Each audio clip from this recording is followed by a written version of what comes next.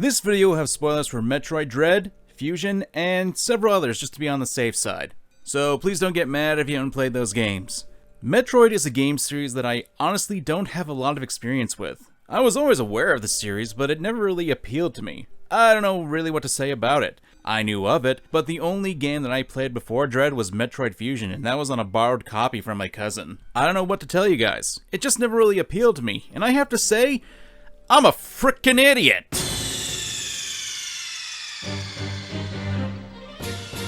You idiot! I'm gonna be honest, I really should have given this series a lot more attention before now, cause, it's hard to explain, but when you're faced with a game that kicks your ass so much that the moment you manage to beat it with your own skills and abilities, it really has that payoff in your brain. Especially when you consider the context of the series, where you play as Samus Aran, a space bounty hunter on a hostile alien world. I don't know why I'm explaining who Samus is, pretty much anyone who's seen her in her Zero suit knows about her. Every time I close my eyes. But what I would like to talk about, instead, is the isolation. And since today is the spooky day, and since I don't really have a Halloween special planned, let's kill two birds with one stone on hits. One of the best aspects that I love about this concept and game is that it's all on you. It really puts the player in the shoes of Samus. Sure, you may not physically be her, dirty thoughts be gone, but this is a really immersive experience, and that's the same with stuff such as dealing with the isolation feeling. Like, even if you reach a control room to talk to Adam, most of the time you're just left to your own thoughts and the aliens that want to kill you.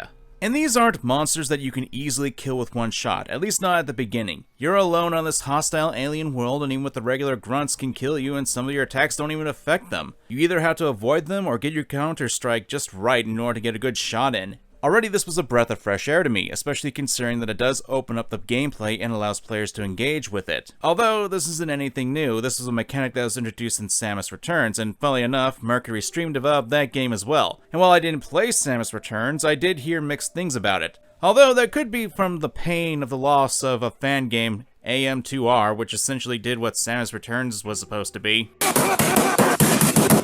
Regardless, the counter move in this game was certainly something I greatly appreciated, and from what my editors tell me, it was greatly improved upon from Samus Returns. It also adds a bit of flair from the boss fights, and it certainly made them a lot more memorable when you're able to climb onto the giant monstrosities and blast them as they attempt to fling you off of them. It does make the battles all the more enthralling and memorable, especially more when you realize the counter is something you need to get good at, especially when you're dealing with the E.M.M.Is. I need an adult. I am an adult.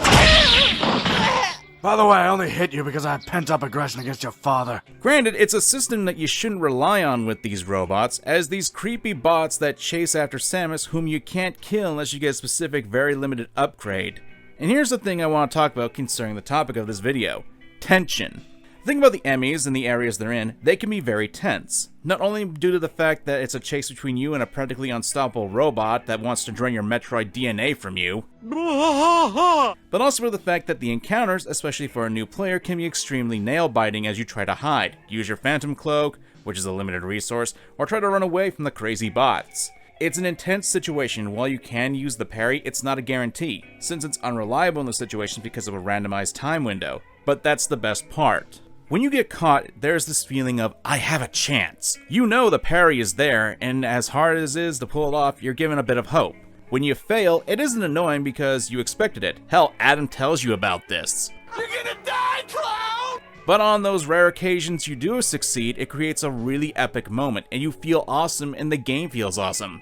Unfortunately, you can't really dwell on it because that damn thing's gonna come right after you. I mean, there is something to enjoy about this, but... The game does an amazing job of upping the tension, and if there wasn't that random parry window, it would remove so much of said tension. Because it was a guarantee you could escape, it would be, well, it would remove a lot of it. The E.M.M.I chases are supposed to evoke fear and dread. Roll credits. If you can parry almost every time, there is no sense of fear or desperation in being chased or trying to get out. The tension remains up until the very end. It's less mechanically fair, but it's also more engaging and encourages the player to avoid this scenario at all costs. Let me explain this. Something can be even more satisfying when there's a chance of messing up, because it shows that the person who pulls this off is capable of overcoming the overwhelming odds. The fact you can mess it up makes it sweeter that you're able to do so when you pull it off. And to go off tangent, yes, that also applies to the bosses too.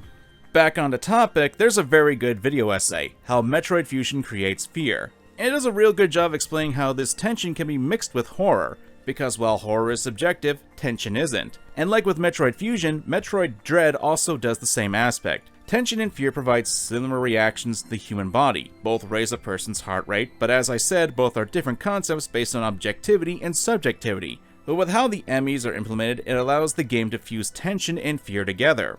Most people, on first glance, probably won't find the E.M.M.Is to be scary, and I'm in agreement. Looking at these robots, they actually look kinda cute.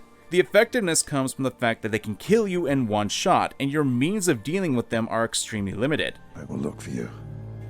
I will find you. And I will kill you. Even when you get more upgrades. And this thing will hunt you down. It can hear you, and it will find you. I'm not saying it's the greatest horror of all time, but it still does an effective job of challenging the player and mixing tension with fear, because one mistake will get the robot on your tail and a good chunk of time it will catch you.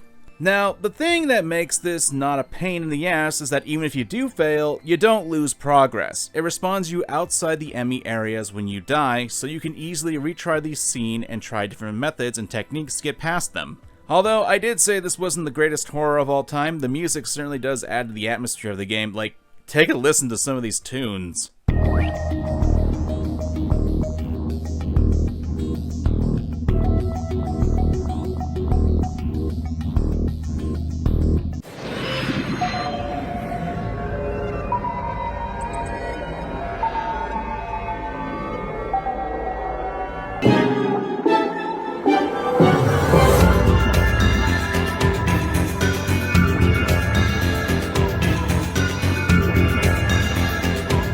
A lot of the music adds to the alien atmosphere, and it comes off as suffocating, and I love it. And when you get music shifting into something more urgent, it'll mess with your brain.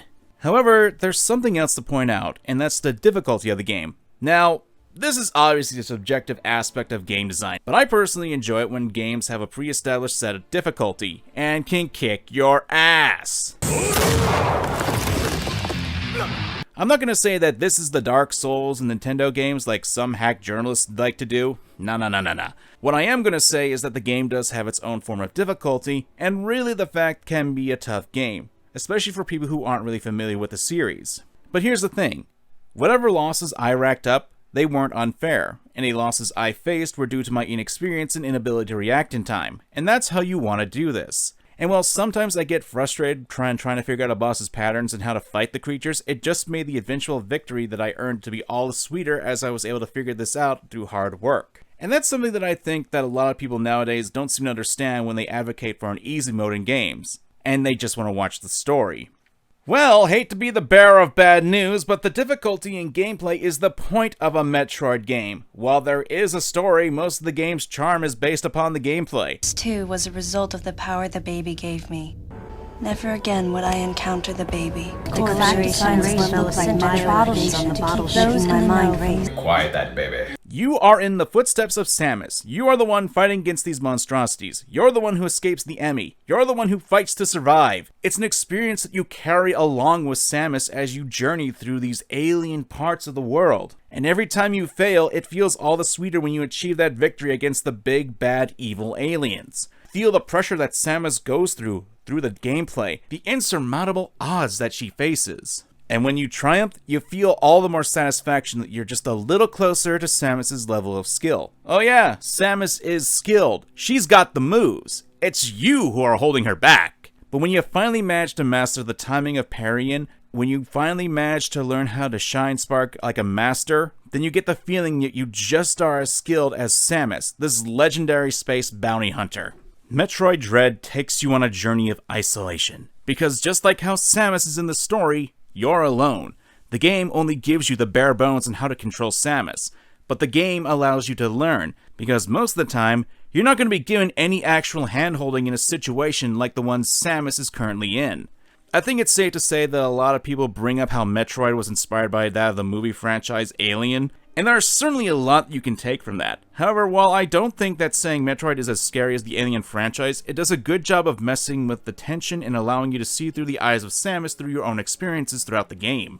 Granted, I believe that Metroid Fusion in some respects has an edge over Dread when it comes to the atmosphere, tone, and instilling much better combination of fear and tension in players, but that's mainly due to the fact that Fusion is more on the rails, has a tighter knit story, and apparently it's a controversial title because it's more story in how it puts the players on rail. Which isn't something that Metroid is really good for, since there's a lot of ways for the player to go about, and while it's not as free as older titles, Dread at least allows you to sequence break when you got enough skills. But getting back onto the main point, if you're looking for a good time that'll kick your teeth in and propel you to want to get back into the ring with these alien monstrosities, then Metroid Dread is your game. I'm MangaKamen, and thanks for watching. Have a happy Halloween! Uploading data. Oh, come, why would I know that?